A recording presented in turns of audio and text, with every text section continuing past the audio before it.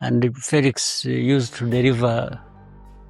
So when this old man heard that Felix had become president, he said, "Oh my God!" He said, "This one." Then he told the story. Ati iyo nkuru ahubwo nabishatse yarimo abwira umwe mu bakozi bari bamwegereye ati iyo nkuru bishatse wayitwereka. This guy who could not even do the job of delivering pizza. Ati uwo mukoresha we yaratangaye cyane aravuga ati koko uyu muntu utaranashoboraga gukora akazi neza ko kudelivaringa pizza. Ni gute yabaye perezida?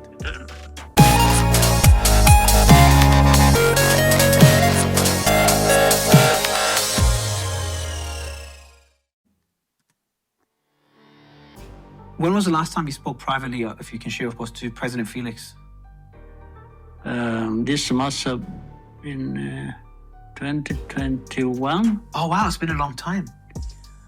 Umunyamakuru waganiriye na Perezida Paul Kagame yamubajije ibibazo byinshi, yamubajije ku rugendo u Rwanda rwakoze kuva muri 1994 ubwo habaga jenoside yakorewe abatutsi. Icyo gihe nyuma y'uwo mwaka uko ubuzima bwakomeje, uko igihugu kiyubatse, uburyo cyaciye mu bibazo bitandukanye kigahangana nabyo, uyu munsi kikaba hari iterambere cyangwa se hari intambwe kimaze kugeraho. Uyu munsi kikaba gifite abaturage babarirwa muri miliyoni 13. Hano yarimo mubaza ibibazo bitandukanye, haba ku bibazo by'umutekano muke mu karere, by'umwihariko mu burasirazuba bwa Congo, aho uyu munsi u Rwanda rugarukaho mu itangazamakuru no mu biganiro bitandukanye hirya no hino ku isi, mu itangazamakuru muri rusange, aho buri munyamakuru yahuye na Perezida Kagame amubaza ati kuki ingabo za RDF ziri muri Congo, n'ibibazo bitandukanye bamubaza ku mutekano wa Congo kugeza uyu munsi. Hano rero umunyamakuru arimo aramubaza tese ubundi ni ryari uheruka kuvugana bwa nyuma na Perezida Felix Tshisekedi. Perezida Kagame ati ni nko muri 2021 2022 atariko twavuganye inshuro nyinshi. Aracyakomeza ikiganiro. 22. Also, you haven't spoken to him recently? Yeah, actually, I think September 22. Are you open to speak to him again? Umunyamakuru Perezida kimusubiza yuko bavuganye mu kwezi kwa 9 2022 ubwo kuri telefone.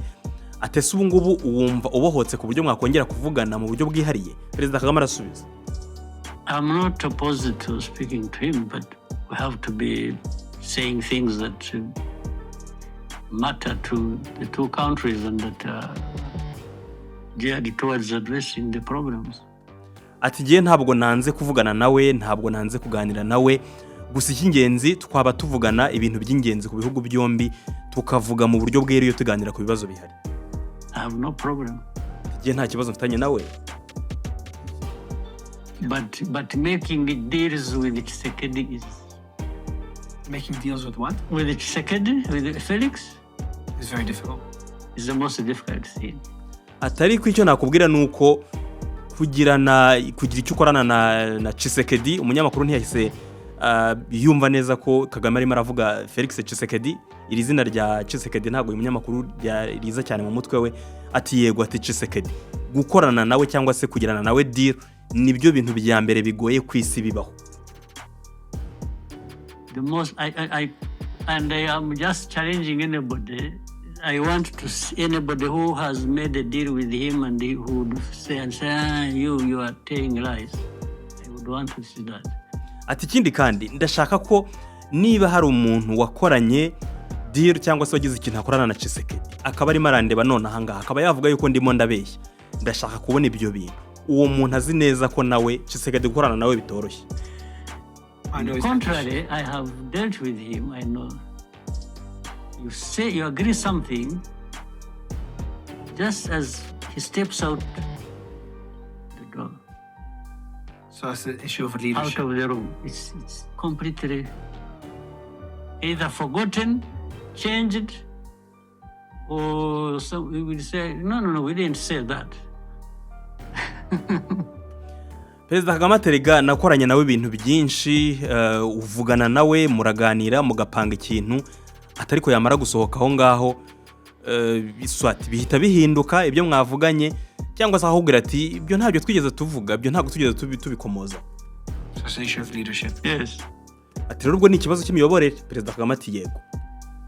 Muri iki kiganiro kandi Perezida Kagame yongeye kwibutsa abantu uburyo Perezida Felix Tshisekedi yayoboye Congo, anabibutsa gatoya ku nkuru abantu benshi batakunda kuvugaho cyangwa kugarukaho mu itangazamakuru, ariko we hano muri iki kiganiro yabivuzeho mu kiganiro, avuga cyangwa se agaruka ku rugendo rwa Tshisekedi mu gihe yamaze igihe kinini, imyaka myinshi mu Bubiligi, ari naho umuryango we se ababyeyi be babaye igihe kinini, nawe aza kuhaba n'umuryango we n'abana be, we umugore n'abana. Hanyuma hano Perezida Kagame agiye kwibutsa uyu munyamakuru ko Tshisekedi yigeze gukora business yo gutwara taxi, kuderivaringa pizza no gukora akazi gatandukanye mu gihugu cy'Ububiligi, ariko noneho arashaka kwibutsa umunyamakuru imyitwarire cyangwa se uburyo Tshisekedi yabayeho muri icyo gihugu. So war is bad for everybody. So I hope either I don't know whether you have seen this about Felix, somebody, an Italian family. Ati sinzi niba abantu barabonye ibi bintu kuri Felix. Hari umuryango ukomoka mu Butaliyani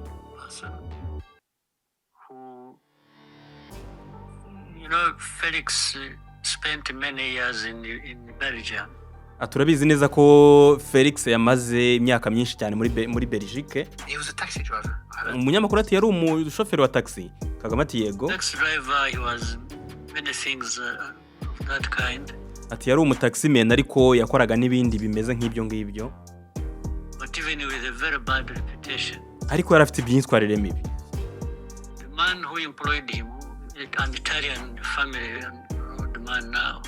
Ati umugabo wamukoreshaga cyangwa wari boss we icyo gihe w'umutaliyani, ubu ngubu arashaje.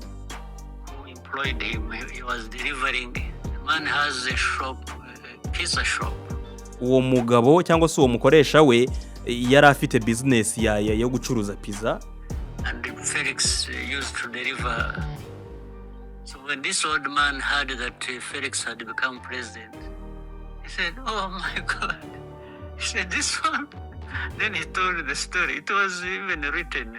Ati uyu mugabo wamukoreshaga wari waramuhaye akazi ko gutwara pizza cyangwa se kurivura pizza ku bakiriya, akibona Tshisekedi abaye perezida, yarabaye perezida wa Congo, ati yahise yifata mu mutwe arumirwa, aravuga ati uyu nguyu yabaye perezida gute. Ati iyo nkuru ahubwo nabishatse yarimo abwira umwe mu bakozi bari bamwegereye, ati iyo nkuru bishatse wayitwereka hano. This guy who could not even do the job of delivering pizza.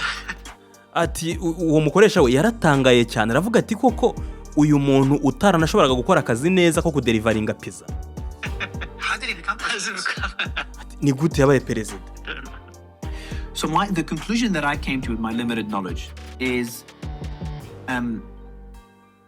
you don't think the current government is doing the best job. You think they operate in a country that everyone wants it to be unstable because that's how they get access to the minerals. Uyu munyamakuru yakomeje amubaza ibibazo bitandukanye, mu by'ukuri nafashe igice gitoya.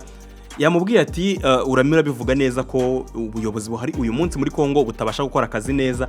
Ikindi kandi hari abantu batandukanye hirya no hino ku isi badashaka ko iki gihugu kigira umutekano kubera yuko buri muntu arashaka gucukura amabuye. Perezida Kagame ati yego. You think the leader of the Mr. Nanga, who's the leader of the AFD, which is the M23 is part of, he's also technically the leader of M23.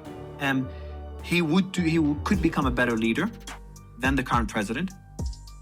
My conclusion is that the Rwandan forces are involved with M23. Potentially, last time you asked, you said you don't know if there's troops there. Umunyamakuru akomeza amubwira ati hari uyu Corneille Nanga niwe muyobozi wa AFC, igice nacyo kigizwe cyangwa se gifite ubufatanye na M23. Ati Corneille Nanga ukeka ko yaba umuyobozi mwiza kurusha perezida uriho uyu munsi muri Congo. Ati kindi kandi yewe numva yuko ingabo z'u Rwanda zakabaye ziri muri Congo kubw'ikibazo cy'umutekano w'u Rwanda. I come to the conclusion that there is troops there for security concerns and potentially to be able to do business. That's the only way. And your end goal is for Congo to be stable, a country that's 10 times bigger than you. For Congo to be stable, even more prosperous than you if that's possible, and to do business with Congo a peaceful way.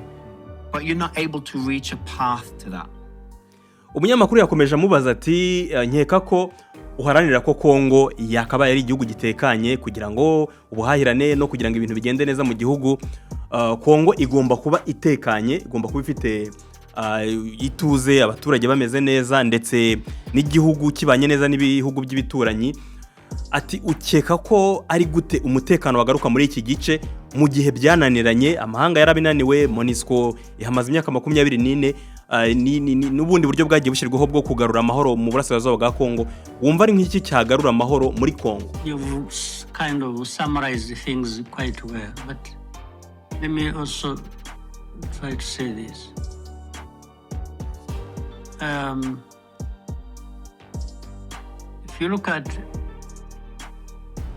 If you looked at the list of 100 entities,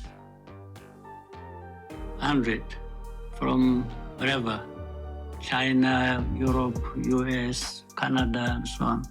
Perezida Kagame ati wenda reka ngerageze wabivuze mu buryo buhinnye ariko reka mbivuge mu buryo burambuye. Ati reka nkubwire iki kintu, ubaza ibigo, imiryango yaba iyo mu Bushinwa, mu Burayi, muri Amerika, Canada n'ahandi hatandukanye bafiteyo ukuboko muri Congo, including all of us in the region, ugashyiramo natwe hano mu karere, who are interested in the minerals in the Congo. Ushaka kugira ngo urebe abantu bafite inyungu ku mabuye y'agaciro muri Congo. Rwanda would come as 100th. Would come at the bottom. U Rwanda rwakabaye ruza ku mwanya w'100, twaba turi hasi cyane. Ubwo uhereye hejuru bara, if you ranked them 1, 2, ugahera kuri 1, 2 ukamanuka. But the situation is such that it has been made to look like the ones least concerned with the minerals have been the ones accused for the entire problem of these 100 who get billions and billions and leave nothing behind.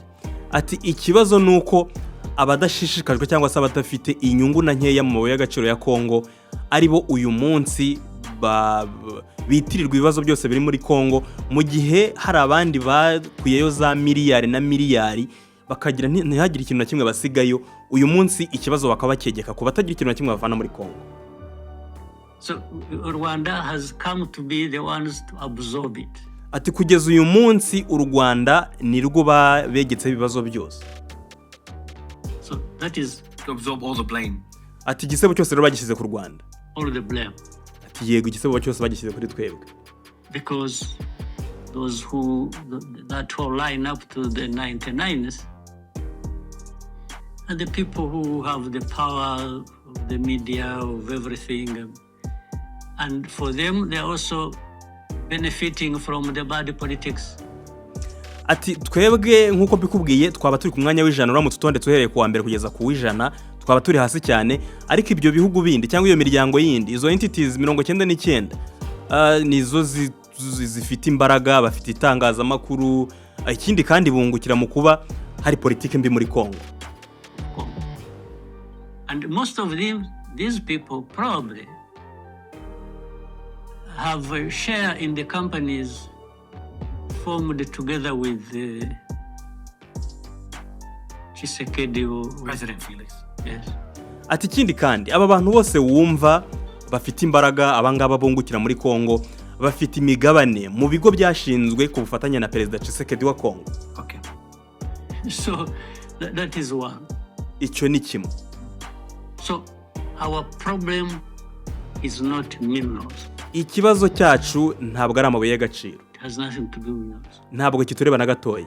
Ours is about security, and once we are not assured of our security and long term, we can't be thinking about minerals. Twebwe ikibazo kitureba cyonyine ni icy'umutekano, mu gihe nta garanti cyangwa se nta cyizere dufite cyuko dufite umutekano urambye mu gihe kiri imbere, ntabwo dushobora gutekereza na gatoya ku mabuye. In that situation, no, that would be the last thing on our minds. Icyo nicyo kintu cya nyuma twatekereza muri twebwe.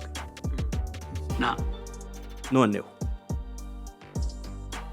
the second problem that combines with that ikibazo cya kabiri gifatanye n'ibyo ngibyo. Because of that history, we said the people who of Congolese of Rwandese origin, but carved out by the border. The governments in Kinshasa all the time use this pretext and say, one, first of all, they say they want to get rid of these people. And this came with this FDLR, those who committed genocide, and went to Congo 30 years ago. Ati ikindi nakubwira nuko aba bantu bavuga ko bafite inkomoko mu Rwanda, tukaba uyu munsi dutandukanyijwe n'umupaka, ubutegetsi bwa Kinshasa kugeza uyu munsi ikibazo cyabo ntabwo bacyumva ko bakabaye bacyumva, ahubwo bitwaza iki kintu, ubwo nicyo ngicyo cy'amabuye y'agaciro, ndetse iki kibazo kijyana umunsi ku munsi n'ikibazo cya FDLR imaze imyaka irenga 30 muri Congo nyuma yuko basize bakoze genocide mu Rwanda. They work with politics and politicians in DRC. FDLR ikorana n'abanyapolitike muri Repubulika Iharanira Demokarasi ya Congo. They go against these. They single out the Tutsis in Eastern Congo. And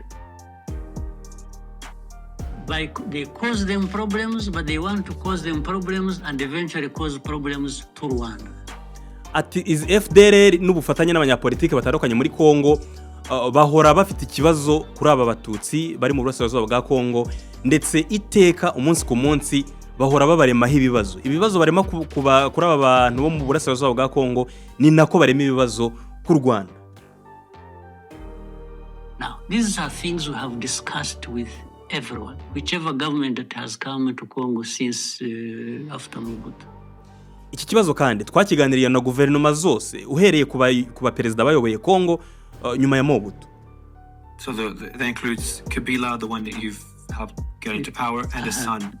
Ati byumvikane ko umwana kiganiriye na Kabila mwafashije kujya ku buyobozi ndetse n'umuhungu we. And even Tshisekedi and Felix. Ati na Tshisekedi twarakivuganye. What does Felix say? Like, and I know publicly he calls you Hitler and he says all these things. Ati mu ruhame Felix akwita Hitler. Perezida Kagame arasubiza ati nkeka ko afite ingengabitekerezo ya genocide. He has a genocide ideology like you think so?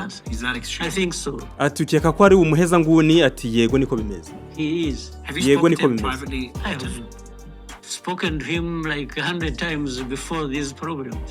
Ati se wigeze uvugana nawe mu buryo bwihariye? Ni umunyamakuru amubaza, ati navuganye nawe inshuro nyinshi cyane zirenga 100 mbere yuko ibibazo biba.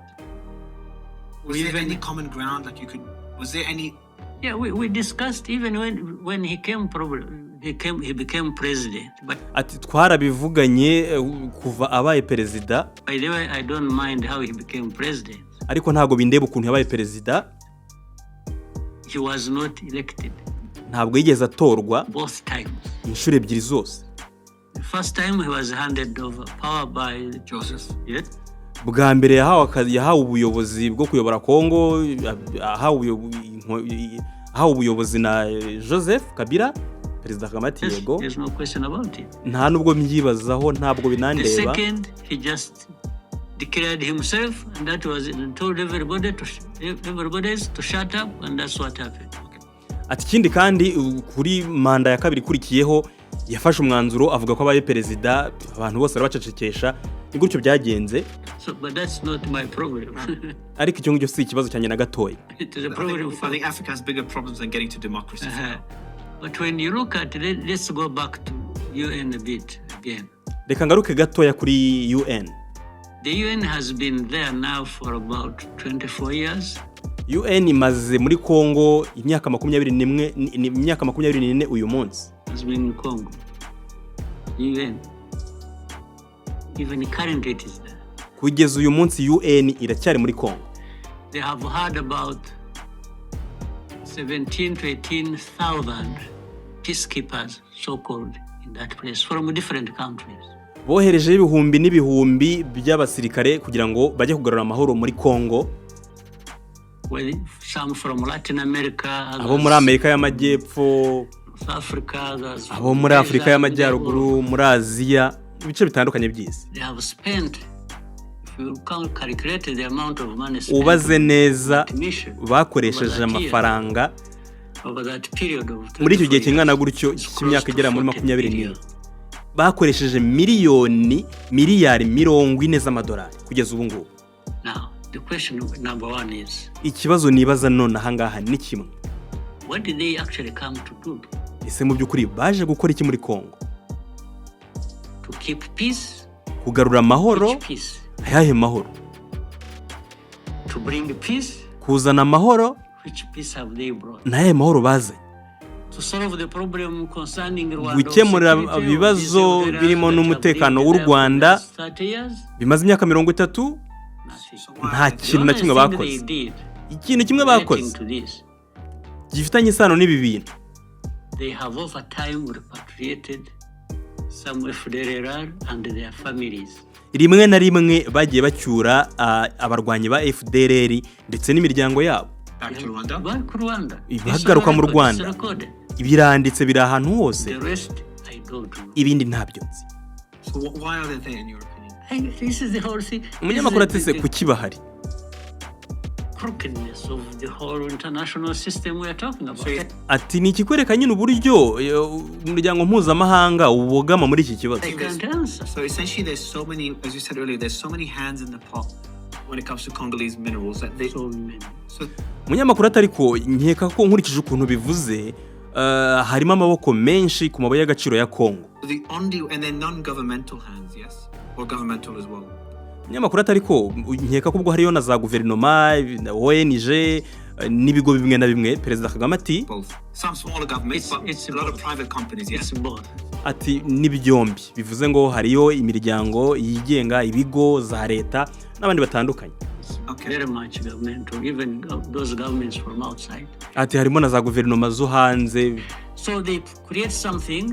Bagerageza gukora ikintu UN peacekeeping force cyo kugarura amahoro muri Congo, gufasha abaturage, ariko kugira ngo bagire ibindi bahisha bari gukorerayo. So because when you ask, you say, yeah, ariko iyo babajije bahita bakubwira bati turi gufasha abantu bari mu nkambi. We have put some FDLR on the trucks and ferried them to Rwanda. This is what has cost 40 billion. Ni gutyo bafata FDLR bake bakagenda babohereza mu Rwanda, ubundi bagasigara bakora gahunda zabo.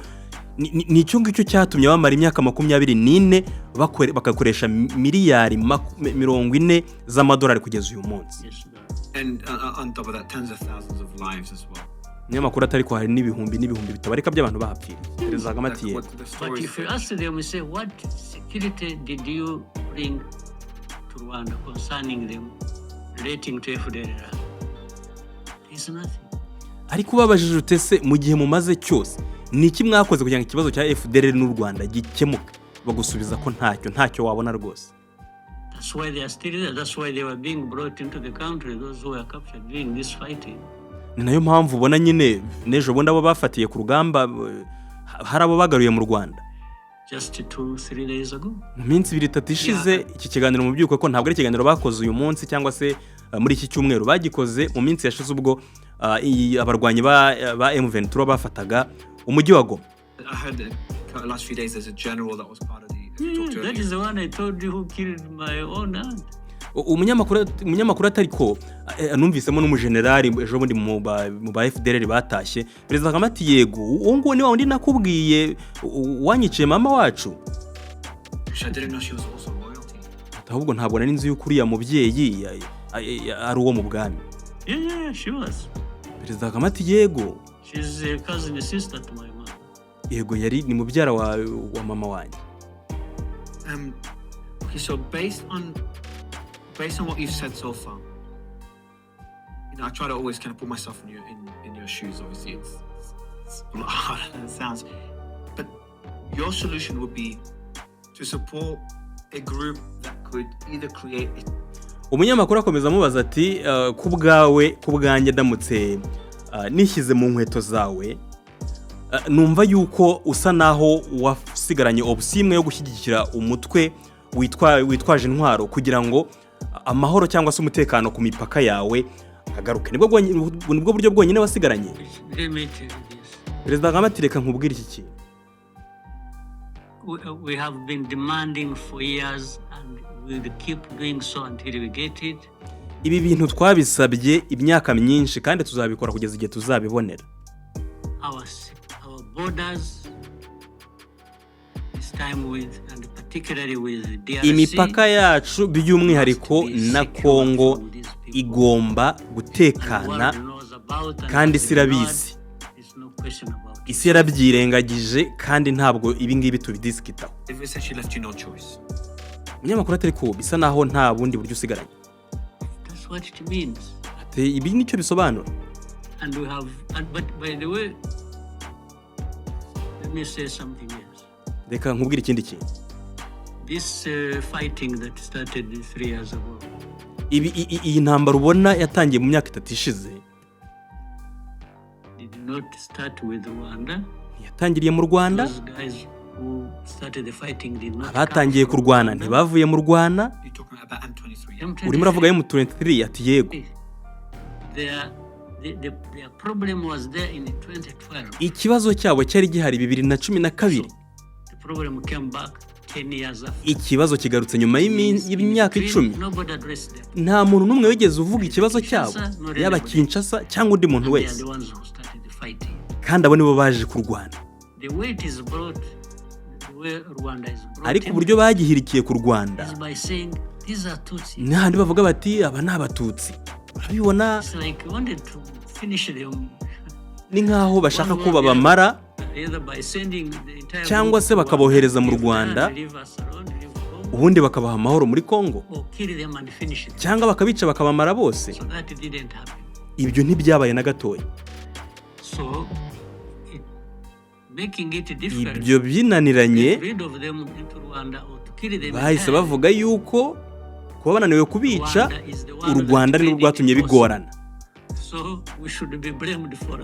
Urumva rero icyo ngicyo nicyo baduhora. One question I asked as I did my homework was like, why would the president from the outside, and I think you'd agree, is that it looks very evident that Rwanda is supporting M23. And I'm saying this myself, so you're not saying it. Umunyamakuru atari ko reka ngiye nibarize iki kintu ni ngiye uri kubivuga kuba u Rwanda rwaba ruri gushyigikira mu 23 ati ni ngiye uri kubivuga. Perezida Kagame ahita muca mu ijambo ati run away from it depends on what you see why sometimes we have been vague and so on. I tell you I'd love to. Yeah, I'd love you tell me, and I think I know why as well. You see, if they keep saying, "Are you in Congo?" Gutya bakomeza kuvuga baza batese muri Congo koko. And I say yes. Nkaramuka mbasubije nti yego. That becomes they blame you for the only problem, and that is the end. Exactly. That's what I learned. Byarangira bavuze bati ikibazo twari dufite ni iki ngiki. Ndamutse mbabwiye ngo yego turi muri Congo, bahita bavuga bati ikibazo cyonyine twari dufite ni iki ngiki kandi kirasubira. This one, so it even has legal implications. They even said it. And the other problems, why they Rwanda could have gone there or why they could have done this, all those problems are forgotten. The only problem is, why are you in Congo? Mu by'ukuri basigara bavuga bati urabona ikibazo twari dufite nuko u Rwanda rwaje muri Congo, bagahita birengagiza ibibazo byose byari bihari, bakirengagiza impamvu aba bantu barwanaga, bakirengagiza impamvu y'ibindi bibazo byose bihari mu burasirazuba bwa Congo, ahubwo ugasanga iteka barimo barabaza bati nimutubwire kuki mwari muri Congo. And they blame everything's happening in Congo has been happening for decades with all these different groups fighting, all these different countries with their hands in Congo. Everything's gone because Rwanda said that small country with 13 million people said they have troops, or they have not troops, sorry, they're supporting M23. Ni ukuvuga ngo kugeza ubu ngubu umunyamakuru ati ni ukuvuga ngo kugeza ubu ngubu ibibazo byose babishyize ku Rwanda n'ibyo bihugu bavuze bifite imbaraga n'abo bantu bacukura amabuye y'agaciro n'ibindi byose bagiye uvuga. Ubu ngubu ni ukuvuga ngo baribaza ko uburyo aka gahugu gafite abaturage miliyoni 13 gasapotinga cyangwa se gafasha mu 23. The minerals that have been Perezida Kagame ati amabuye yose batwaye abarirwa muri miliyari na miliyari z'amadolari, basigara bavuga bati murabibona amafaranga yose nibo bayatwaye, n'u Rwanda rwayatwaye. That's what I learned. I was really confused on it. because you're a very direct person, so you're always very honest, very open, very direct. Umunyamakuru atari ko agiye nkunze uburyo rwose ubivuga udaciye ku ruhande, ubivuga nta na kimwe ushaka guhisha. Ibi bintu ndabikunze cyane. Perezida Kagame yego. I tried even on that to be direct. Because I said Rwanda has taken defensive measures. It's up to anybody to interpret whether that means I went into Congo, I'm very close. They want that sound. Mu by'ukuri mba numva ibintu nyine twabivuga tweruye. Urabona ngiye nababwiye yuko twafashe uburyo bwo gushyiraho ingamba z'ubwirinzi ku mipaka yacu na Congo. Ariko ntabwo nitaye ku buryo umuntu ashobora kubitekereza yibaza niba koko se u Rwanda ruri muri Congo cyangwa se ruri hafi kwinjira muri Congo, ese ruri hafi aho ngaho muri Congo. Ibyo ngibyo ntabwo biba bindeba. They want that soundbite. I'm intentionally trying not to get that soundbite. I can't give it to them. I don't exactly because it's just a very honestly it's a very unethical way of having a discussion. Instead of trying to understand the issue, you try to get the sound bites, you get the clicks, and it's a very disingenuous way of having those discussions. Yes, that's so. Otherwise, like when they ask you, is there a Rwandan troop? Umunyamakuru atariko wa mugani ndumva uburyo ikibazo bakibazamo cyangwa se uko bakabaye bafata u Rwanda muri iki kibazo ntabwo byaciye mu mucyo, ntabwo byakurikiranwe uko byakabaye byarakurikiranywe. Ati gusa umunyamakuru ageze kuri cya kibazo, umunyamakuru wa CNN yigeze kubaza Perezida Kagame atariko ufite ingabo muri Congo, icyo gihe warabasubije ngo ntabyo nzi. Umunyamakuru arakubaza atariko uri perezida, ni gute ntabyo uzi? Nawe urabasubiza uti ibintu byinshi ntago mba mbizi. Perezida Kagame aterega hari ibintu byinshi mba ntazi, including why somebody no kuba uwo munyamakuru yarambaje icyo kibazo kandi akabaza ukuri nabyo ntabwo mbizi. But what is the solution? Like for me, what always drives me to have these discussions is always try to find solutions. I'm a bit naive because I simplify very complicated problems. But sometimes simplification helps you get some progress. So when you look at Congo, how can we solve it? Can it be solved? Umunyamakuru atariko urebye Congo ukareba uburyo uyu munsi imeze, uko ibintu byifashe, uko ikibazo kimaze gukomera, wumva ari gute cyakemuka? Perezida Kagame agiye gutanga igisubizo. It can be solved. Even if it wouldn't be solved. Ati uko numva cyakemuka nubwo kitakemuka neza 100%, ariko amahoro akaboneka. Let me start with what it is now. Reka mpera uko bimeze ubu ngubu. Now what is needed, ubu igikenewe cyane nuko abantu barebwa n'ikibazo icya mbere bagomba guhagarika imirwano. Kabiri, it is to find a process that resolves political issues peacefully. Nugushaka uburyo ikibazo gikemuka mu mahoro. Bizasaba abayobozi ba Congo ko bagomba kwemera ukuri, bakavuga bati ngomba kuvugana n'aba bakongomani tutavuga rumwe, ngomba kubumva, nkumva ibyo bifuza, noneho nubwo bafatamo bikeya mu bintu 10 wenda babasaba bakavuga bati twemeye 6 ibi ntabyo dushaka, nibura 6 bakabifata bakavuga bati turabyemera. Cya gatatu, bagomba kwemera ko umutekano w'u Rwanda ari ngombwa.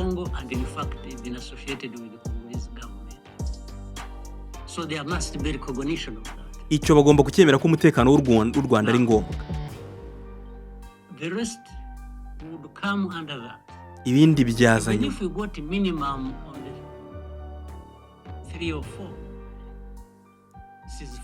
nibura hakaba agahenge, hakaba none uburyo bwo gukemura ikibazo mu buryo bwa politike cyangwa bwa diplomasi mu mahoro.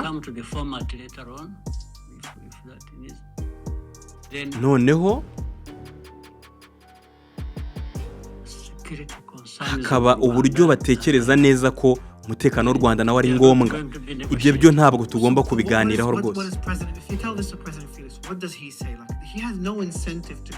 He keeps saying it publicly. He says ariko si never iyo talked ubwiye Felix by'iki kibazo we wumva bitekerezaho iki? Perezida Kagame ati ngiye mba numva ibyo avuga byose ari uko ashaka kurwana kugira ngo akemure iki kibazo cyose. But why?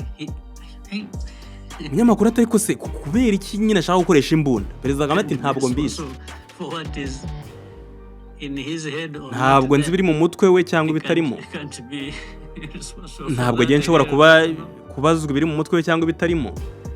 I can only say what I Ngiye nshobora kuvuga gusa but ibyo even numva. those countries that have interests in Congo, Ariko nanone ibi bihugu bifite inyungu muri Congo it's their right to have. ni n'uburenganzira bwabo kugirayo inyungu, They should also find that their interests will be served better.